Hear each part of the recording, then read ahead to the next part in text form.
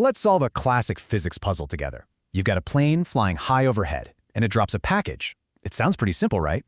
But where does that package actually land? Does it fall straight down? Does it get left behind? This is the drop zone puzzle, and trust me, by the end of this, you'll know exactly how to crack it. Okay, so here's the scenario. An airplane is cruising along at a constant speed and height. It lets go of a package. Now, intuition might tell you a few different things, but what does physics say? Let's dig in and find out for sure. Every good investigation needs a case file, right? So here's ours. The known clues. The plane is zipping along with a horizontal speed of 80 meters per second, and it's up at an altitude of 350 meters. The mystery we need to solve, the unknowns, are how far forward the package actually travels, how long it's in the air, and what its final velocity is the moment before it hits the ground. Now, if you try to solve for everything all at once, it gets really complicated really fast. But here's the beautiful thing about physics. There's a key insight, a little trick that makes this whole problem fall into place. It all comes down to splitting the problem in two. And this right here is the aha moment. That package is actually undergoing two completely independent motions at the same time. Horizontally, it just keeps cruising forward at that same 80 meters per second, thanks to inertia.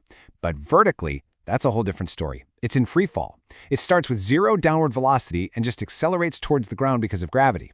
Once you see it as two separate, simpler problems, the whole puzzle just cracks wide open. So let's be good detectives and tackle one thing at a time. We're opening our first mini case file, the vertical drop. The main goal here is to figure out the one thing that connects both the vertical and horizontal parts of the journey, and that's time. How long does it actually take for this package to fall 350 meters straight down? So how do we find that time? Well, we need a way to link the distance it falls with the acceleration from gravity. And luckily, physics has the perfect tool for the job. This kinematic equation is our secret weapon. It lets us calculate exactly how long something takes to fall when we know the distance and the acceleration pulling it down. Okay, let's put our tool to work and find our first major clue. We just plug in what we know. We have a vertical distance, y, of 350 meters, and we have the constant acceleration of gravity, a, which is 9.8 meters per second squared. After a little bit of algebra to solve for t, we get the single most important piece of our puzzle. And there it is, 8.45 seconds. That is the total time the package spends in the air, from the very second it's released to the moment it hits the ground. This number, this is the golden key that's going to unlock the rest of our mystery. Awesome. Now that we have our time of flight, we can open up our second case file, the horizontal glide. With this crucial piece of evidence in hand, we can finally figure out how far forward the package traveled before it landed. And you're going to love this part, because the math here is beautifully simple. See, since we're ignoring air resistance, there's nothing slowing the package down horizontally, so distance is just its constant velocity multiplied by time. We already know the velocity, and thanks to our last step, we now know the time. So this is the home stretch.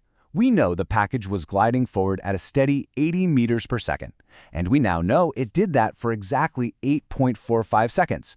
You multiply those two numbers together, and we get the answer to our entire puzzle.